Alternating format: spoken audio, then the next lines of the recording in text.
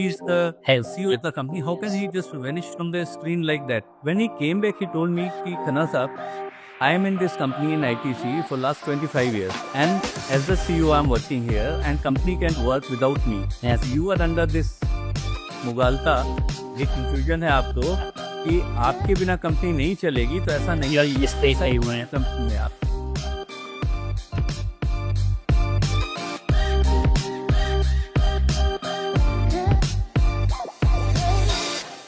Welcome everyone to another episode of Dialogue with Darwin, where we engage with industry leaders to gain insights into the future, into challenges and opportunities ahead of us, and how we can embrace these together to build a better future.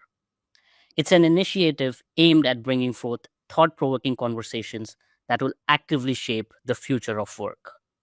We've had the privilege of hosting several leaders from brands such as Reliance Capital, Infosys, Big Basket, Ernst & Young, and more. And the topics range from a wide variety, all the way from HR technology and leadership to culture building and employee well-being that ultimately leads to the integration of purpose and harmony in the workplace, leading to work-life harmony. So, without further ado, I'm very excited to introduce our guest for today. It's an absolute honor and privilege to welcome Dr. Sanjeevv Khanna, Chief Operating Officer at Patanjali Ruchi Soya Group.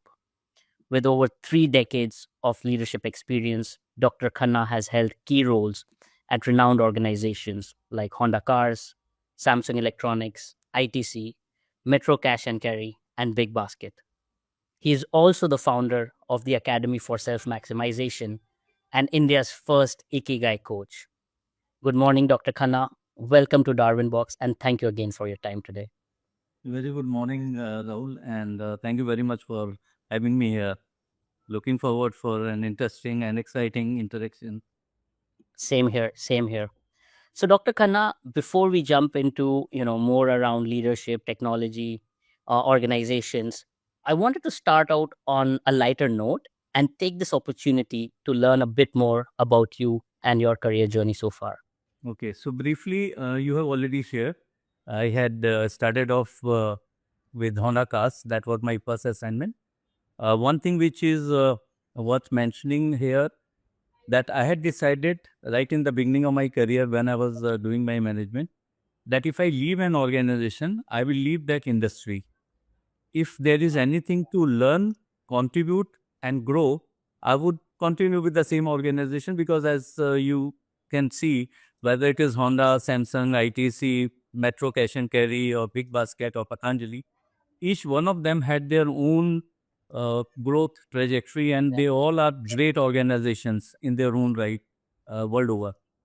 So there was no reason for me to leave a Honda and join a competition in automobile industry. So as long as I felt that there is something more for me to learn, contribute in the automobile industry, I continued with Honda. When I left Honda, I decided I will move to a different industry. And that is moving out of your comfort zone, basically. Because normally people get tagged to be an automobile guy, an FMCG guy, electronics guy. But that was one very clear, well thought decision that if I leave an organization, I will leave that industry. Wow. So from there, I moved to Samsung Electronics.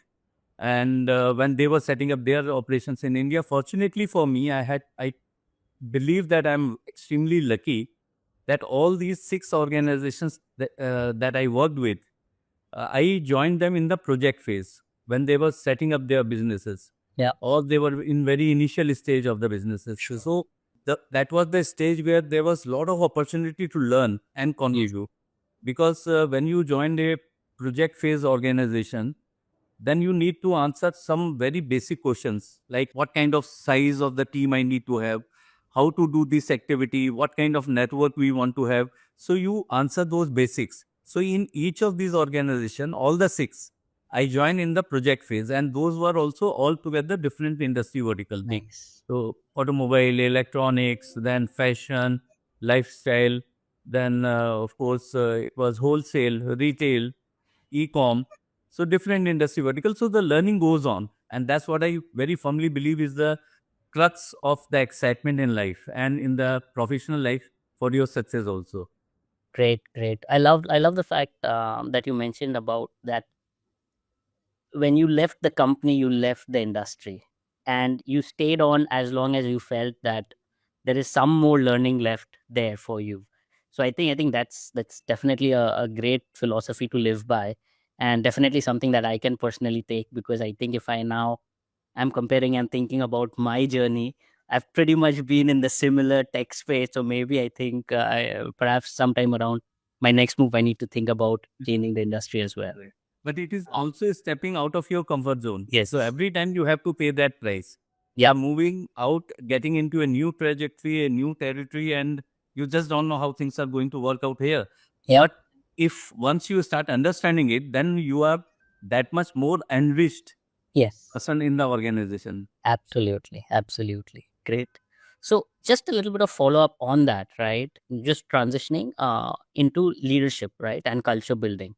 So as we were discussing, I think you've had several leadership positions across some, the largest industries, not just like across India, but across the world. So can you share some pivotal moments from your leadership journey that have significantly shaped your approach to how you lead and build organizations? Sure. Couple of things that come on top of my mind. First was in the first job itself with the Honda cars. As I shared that it was in the project phase, so obviously there was no production. The Yeah. cars were not rolled out. Even the plant was not set up. It was Wow. a project team sitting in a office, and we were just discussing, exploring, understanding the market. And I was, of course, a fresher Yeah. from the university. So I was assigned that since you have to take care of the supply chain domain, you start studying that how automobile industry works, how the logistics of the supply chain function works in Sure. automobile industry. And I started doing it. I did my own study for 3, 4 months, 5 months, but no one asked me anything Sure. because in any case, they knew that there is not much to do at this point of time. Yeah. So whatever he is doing is good for his own learning at Yeah. least, Yeah. which will be helpful for the organization maybe in the later years. Sure. Now, before the launch of the cars, two senior most people from the Honda supply chain Japan, they came to India Mhm. finally to understand and set up the logistic and supply chain function. And I was supposed to escort them, be Mhm. with them, learn with them, Sure. and do our studies. So I had to first project that was given was that we had to decide how many transporters do we need Mhm. and who those transporters will be. So we met almost 70, 80 transporters across the country. No. But one thing which was very clearly decided at that point of time that they will do their own study and I will do my own study. And then they will see whether, somewhere I'm close to that understanding because they were veterans in the industry and only with the Honda, they Yeah. had worked only for Honda for last almost 30, 35 years of Sure. their career. They were almost at the verge of retirement. They were at the director Mhm. level and I was a management trainee practically. Wow.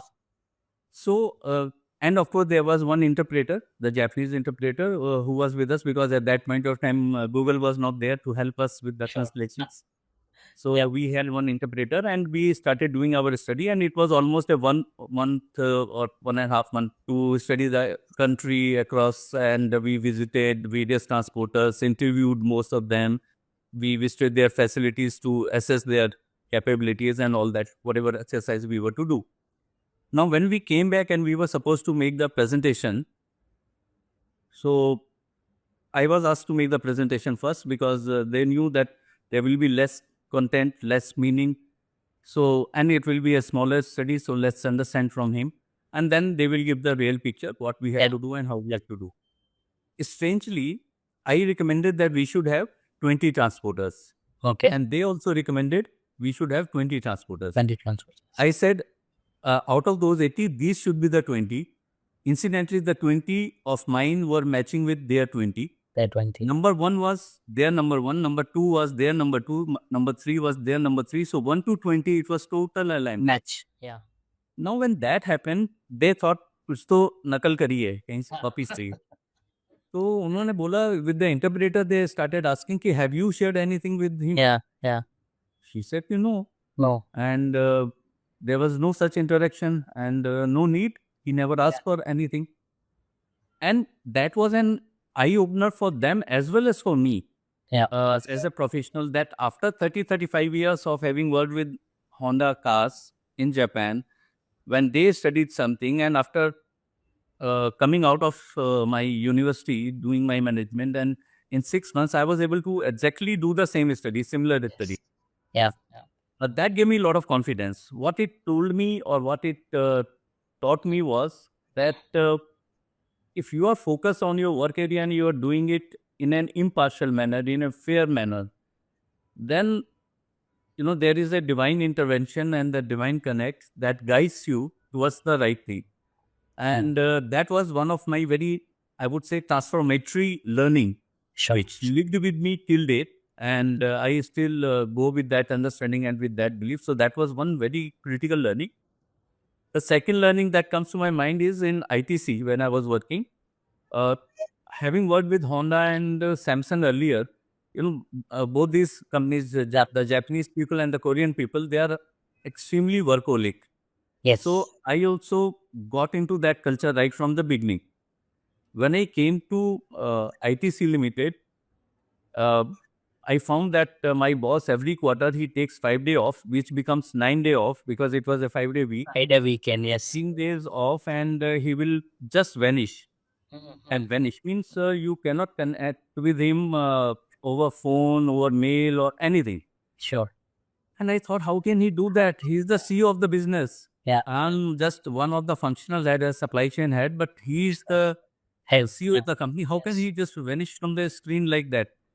But when he came back, he told me, Ki Khanna Saab, I am in this company in ITC for last 25 years. And as the CEO, I'm working here, and company can't work without me. Yes. If you are under this मुगालता, ये confusion है आपको कि आपके बिना company नहीं चलेगी, तो ऐसा नहीं Yeah. You stay ऐसा safe. Yeah. कंपनी में आपसे पहले भी चल रही थी, आपके बाद में भी चलेगी. But your family, if it Yes. deprived of this time, the family time with you, Yeah. this time will never come back. No one will be able to compensate for that. And you won't believe that thrice I took off officially, I took Okay. leave. He granted it in a minute. But after that, he found next day again I'm sitting in the office, and he asked me, what happened? You were supposed to go on leave, and I have to tell him कि नहीं थोड़ा सा काम आ गया था, तो अब मैंने next week plan करता हूँ. But finally, when I took off and I took my family out for a vacation, I realized that somewhere I was forgetting the purpose of life. I was not able to see what for I am working. There is Yes. a very good saying in English that you should not be so busy in making a living that you stop living. Stop. Yes. So Yeah. Yeah. I realized the happiness that my family, my wife, my kids had at that point of time in the first vacation that I had taken in maybe 7, 8 years. So they were so happy. And then I realized that this is the purpose of my life. This is a purpose. And along with that, I recalled one learning lesson of Honda philosophy, the Japanese philosophy, which says that in the morning when I leave my house, I come out to do a job for which I am being paid. That I will do ruthlessly. Yeah. Along with that, if I can make some friends, that's my personal gain for life. I will Yes. positively try for that. Yeah. Yeah. Right? So then I thought, yes, when I work, I have to give my 100% to it. But at the same time, I should never forget that I am working because there is a family I have to take care of and a life that I have to live. So I have to take care of myself, I have to take care of my family, and then I have to be successful in the corporate world for which I will work very hard. Yes. So I think, those were the learnings which formed the whole perspective for years to come and for last now 35 years that I am in the corporate world with all these great organizations. I think I had been able to implement those learnings, and I lived with that value system. And that probably went a long way to add value to my contribution to the organizations. Yeah. Yeah. Yeah. No, that's lovely, Dr. Sanjeev. In fact, I think definitely our audience would take away a lot from this, but I feel honestly, personally, I'm taking away a lot already based on the couple of examples that you gave. And starting with the first one, where there was, as you said, there was such a wide experience gap. You are entering the workforce, and the Honda folks are about to exit the workforce, but still your and their results, thought processes were almost the same. And as you were saying, right, you kept on doing your work even under the starting 2, 3, 4 months, regardless of, how or what immediately it might be needed, but somewhere down the line it showed in your work, right? So I think that was great. I can also relate to the second piece that you mentioned is, sometimes we work so much that we forget why we are working so much, right? And we forget to enjoy some of those things. So thanks for sharing that. Just want to transition a little bit on one of the things you mentioned, right? On, like, when you leave, you're working towards the company, towards building the business and growing there. Transitioning into that values and work ethics piece a little bit now. So, as you said, right, you worked with, ITC to, Samsung to, Honda, and building, these high performance oriented teams, where I'm sure, like, the performance doesn't come in without processes, right?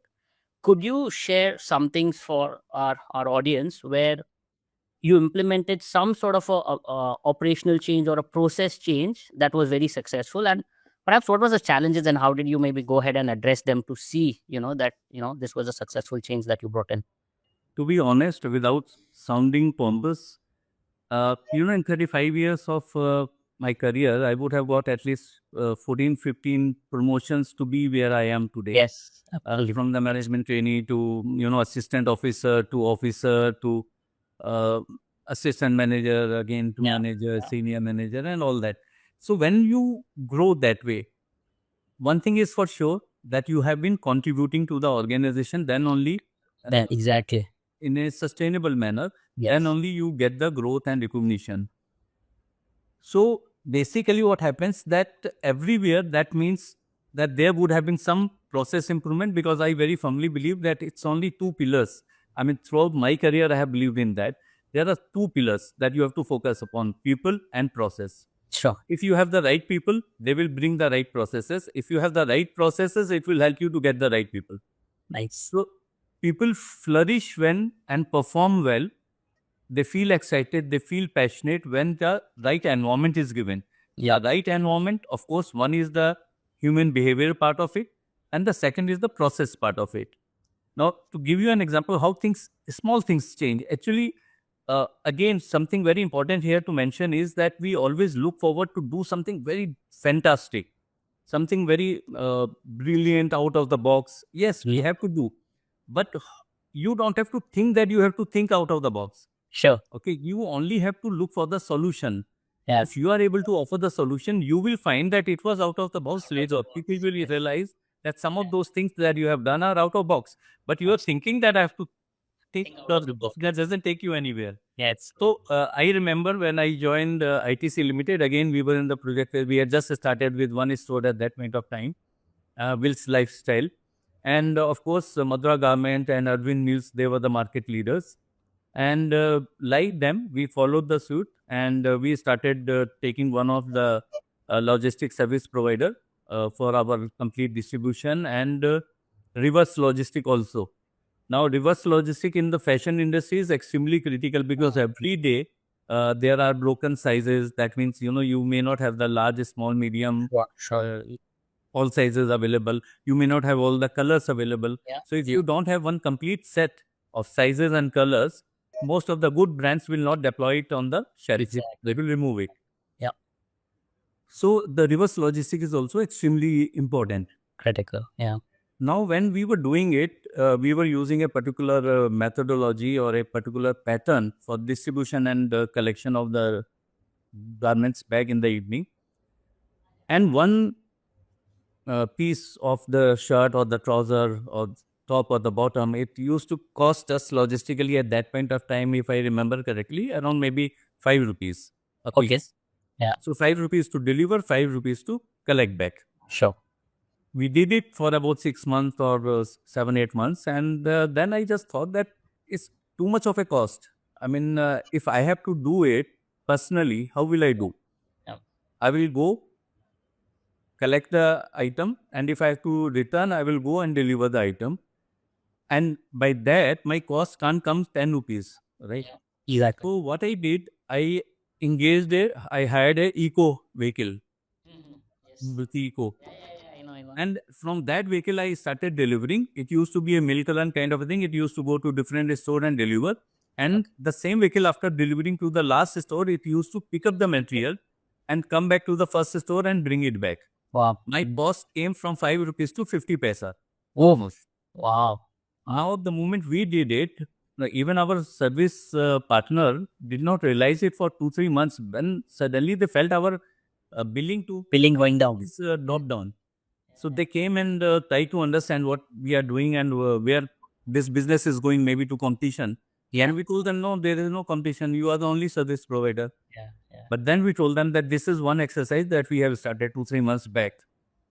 And I still remember my because he was the executive director of his company, logistic company, and he is a very good friend of mine till date. Sure. Now they are family friends.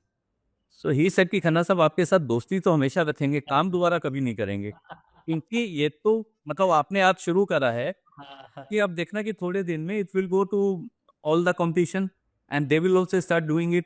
So you are not making us lose your business. We are losing, or we are going to lose business of the industry. Industry. Yeah. That's this. Yeah. So I think now it was a very small thing, but it had brought down our cost from 5 rupees to 50 paisa per unit. That means I did what was required for the organization. Yeah. At the same time, you become a market leader. But actually, what have you done? You have just used your common sense. Common sense. And you try to do something which is impactful for the business.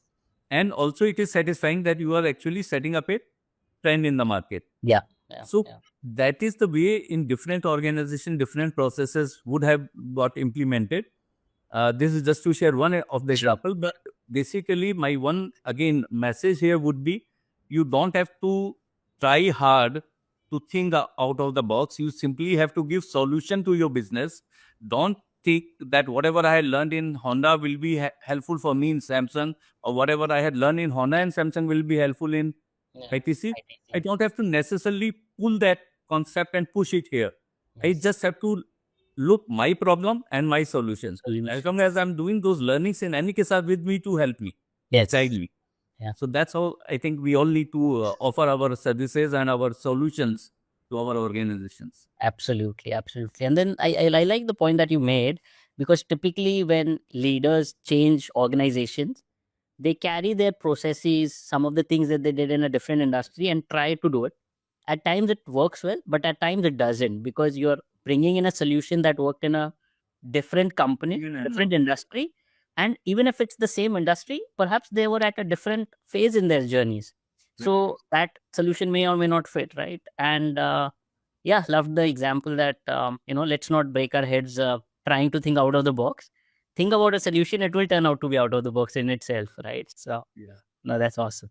So now, again, I think this one, the next question also, I think leads back to a couple of things you mentioned. I think you gave the example of Honda, where you didn't have, Google Translate or technology to help you translate, right? And then you also gave the example of, how it was very manual, the process of, shipping and getting folks back. So where I'm getting at is this technology piece, right? How technology now, over the last, say, 5, 7 years, have been imbibed into our personal and, of course, from the business standpoint, right? But you as a leader, and having seen technology evolve, right, from your Honda days to now 30 years later, how do you ensure that we don't bring in too much technology, in the sense that it doesn't compromise the human elements of leadership and also team dynamics? My way of looking at the business, as I said, and that learning had come very early in my life and career, that you really, as I said, out of box thinking, the same way here, you don't have to bring technology only because you have seen it or you have come to know about it, right? So obviously when we travel abroad, incidentally, I had been in those kind of multinational where traveling abroad had been part of life. But when you travel abroad, you see lot many things which are very automated, robotic, and very high tech. But not necessarily everything is relevant for us, and everything may not be needed. What we have to again do is to look at my business, my requirement, and then see whether I really need to do it. For example, I always wonder, and I always keep discussing about this part. Today we have that 10-minute 20-minute delivery concept. It's a mad race. And I fail to understand that you can need a medicine in 7 minutes or 10 minutes. It's understandable. But if you need edible oil in 10 minutes, are you going to drink it? Are you Sure. going to take it intravenous? Yeah. Yeah. Why are we getting into that? At the end of the day, we are putting risk of life of that Sure. rider. Yeah. We are building a cost. For example, think of Amazons and Flipkarts of the world. If you deliver 4 shoes, I keep one, and you take back three. So basically, at for the sale of one, you have incurred the logistic cost of 8 units, Yes. right? Yeah. Or one is sold, so you take the cost of 7 units extra. 7 units. Yeah. How Yeah. will you be profitable? Never, ever. Never. Never, ever. It's just that you are getting into the number game. You Yes. are that one up Yep. in the business. Now, to some extent, to at times, even that can be a business requirement. At times, even that can be a business need. But somewhere we need to understand that that is not the business. So we must do what is relevant, what is Yeah. really helpful. For example, today we also use AI. We also use prescriptive analysis, predictive Yeah. analysis, and that's how we take business decision because it helps saving a lot of time. But we are one organization. I mean, I'm giving you example of Patanjali where I'm currently working. That even during COVID times, not even one person was asked to go. Oh wow. Not even for one person, salary was reduced. Even 1 rupee salary was not reduced. Even for one day, our production was not stopped. Even for one day, our deliveries were not stopped, even during those 2.5 years. Now, that means what? That is adapting to the environment. Yes. That is being aligned with the market, but being conscious about our social responsibilities, being conscious about our employees, because at that point of time, we had taken care of them till date and forever. I'm pretty sure our employees will take care of our business, right? Yes. So it is in the times, the testing times, that you need to ensure that you stand by the people. We are bringing technology, but what is happening? The technology actually is not taking away jobs.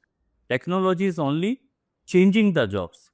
Yeah. So till yesterday, probably I needed a stenotypist to take dictation and Yeah. type a letter for me. Today I can do that exercise myself.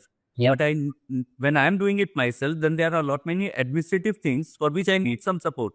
Yes. Yes. So, you know what happens? The profile changes, people are still needed. And we need to understand that it is not the machine, it is the man behind the machine which is more important. Yeah. As long as we are able to understand, I read somewhere very interesting thing that, 100% of our employees are people, 100% of our customer are people, Yes. 100% of our stakeholders are people. You. So if we don't understand people, we don't understand business. Yes. Absolutely. Technology is fine to enable each one of us to be more productive. It is to bring more speed, more clarity, more visibility. Yeah. These are the key things for the business. Yeah. But Yeah. that changes the profile of the people, but that doesn't take away the jobs of people. And Yes. I think in India, which is more labor centric, where we have that kind of workforce available. And again, as we all know, that by 2030, we are going to be one of the youngest nation. Yeah. We are going to have almost 75% of our workforce, actually globally, not only in India. 75% of the workforce is going to be Gen Z and millennials. Yeah. So if you have 75% of that workforce, then obviously they are all tech savvy. Yeah. So you won't have to take away technology. Technology is part of them.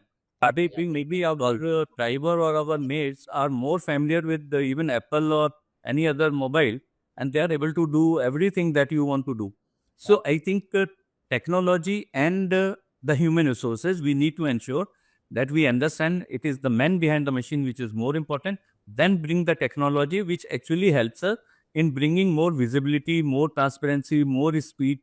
So it will only be change of the profiles. Sure. It won't take away the jobs, and that I think we all owe to the society. Or to. We have to take care of it. Awesome. Awesome. No, great, great. Thanks. Thanks for that answer. And before I move on to the next question, I think firstly, thank you and congratulations as you were perhaps one of the few leaders and companies that didn't, as you said, let go of any people or reduce their salaries or anything during COVID. So I think that talks a lot towards the ethics and your culture, or the importance of culture in your leadership style. So I think that's great, and I'm sure each and every employee at Patanjali would have also felt to give back now because of the gesture that you and the leadership brought in, right? And a slightly other point that you were talking about, when we need certain things in like 7 minutes or 5 minutes or less. I was writing a piece a few months back, right? Like the same thing, like how much lower can this time get? And I was kind of making a point where somewhere in the future, a Zomato, an Amazon, a Flipkart, Zepto, they will actually be standing outside your house. So the moment you even think about it, they are at your door with all the things that you need. So it's not even 7 minutes. It's like you think and we are there. But also I feel like, as you were saying, it's for us to become more efficient, but at times technology is making us lazy because we are not planning ahead. True. We are saying, everything is available in 10 minutes to an hour. I don't need to be planned or better structured, because I think I can get anything at any point in time. So that's a great point, that there needs to be that balance where it's helping us but also helping us be better, not kind of be a little lazy in how we deal, right? I want to maybe transition to something very, very different. You've mentioned that life takes a 360-degree turn when one finds their true purpose. And in your previous answer, what we were also discussing is like there's so much happening. There's technological changes, there is work pressure, there's like things happening in our life. So I feel like today more than ever, it's very, very important for us to not lose focus, not to get distracted, and find meaning and purpose. So can you share a little bit about your personal journey, how you discovered Ikigai, and how that has influenced your lifestyle, your leadership style, and your approach to building culture at these organizations? Certainly, yes, because that is a topic which is very close to my heart. Absolutely. And I wish I would have come across Ikigai maybe 20 years or 30 years back in my life. Uh, because in Ikigai, I have found my Ikigai. Wow. Ikigai means the purpose of life, right? In the Japanese philosophy, it means the purpose of life. And it's at that, about say 5-10 years back, that I realized I I was into the general management. As you know, typically it happens in Yep. the corporate that you start as a generalist, as a management trainee, then you become a functional Yeah. specialist, and once you get into the CXO roles or the CEO or CEO, again you become a journalist. Yeah. You are To oversee everything across the business world. across the board. Yeah. So, what I felt that most of the time I was just thinking that what I do is either I am sharing the requirements or the expectations of the management to the employees, or vice versa. Why so? I'm sharing the requirements and the expectations of the employees with the top management, and I'm playing the bridge role. Yeah. So, whether it was Big Basket or here for last 14-15 years, that's my role. And that is when I started thinking, if I'm doing this job of playing the bridge, probably my job is more in the domain of coaching and consulting. Sure. So Yes. why I should not become a professional coach or a professional consultant? And that is when I started exploring coaching. So first I became a coach. I did NLP practitioner program. I Mm. did ICF coaching. Subsequently, I bumped into accidentally Ikigai, Okay. which is the Japanese philosophy to find your purpose of life. Now, when I was doing that, around that time only, I had also found, shockingly, that 80% people globally are not able to lead a life of purpose. Now, 80% people are not able to lead a life of purpose. That is one fact. And Ikigai is a philosophy which helps you find purpose of your life. Yeah. Yeah. Because Yeah. how critically it is needed. So Yeah. I thought that, I'm at that age and stage of my life and career where I must do that. Yeah. I owe it to the society. I owe it to the industry. I owe it to the next generation. Yeah. that please find your purpose of life. Because in our times, when I started my career, it is just to get a good organization. But today it is not all about that. Gen Z and millennial, they are extremely conscious. They want the work-life balance. They They want. want the meaningful jobs where they get their purpose, passion, potential, everything tapped and utilized. And Ikigai is a philosophy which helps you find your Yes. purpose, passion, and potential. So three pillars are purpose, passion, potential, and on the other hand, this is what is needed by the world. Yeah. So I had no other thought but to get into it. I thought I will set up my own academy. Nice. I will first learn myself and Sure. then I will start coaching. But then at that point of time, again, I came across one concept or one fact that there is a IAPCM accreditation, that Mm. is International Authority for Professional Coaching and Mentoring. It's a world's largest, oldest, and most valued accrediting company Okay. for accreditation company for Sure. Sure. coaching and mentoring business. Mm. So I thought I will launch my program only I get that IAPCM accreditation first, Okay. because whatever I offer, it should be world class. Yes. I should not be just like because I don't know if you are aware that coaching today is the second largest business opportunity after IT industry. Oh, okay. No, I didn't realize Is that. the second fastest growing industry. Now, what is happening is that everyone has become a self-acclaimed coach. Coach. So I thought that in this crowd, to be a face, it is important that first I offer a world-class program. For that, I need to have a IAPCM accreditation. So every Sure. well-wisher told me not to go for that. Mm. They said they will take away all your happiness. They are very, very tough people to get accreditation, Sure. Yeah. and you will lose months in giving it.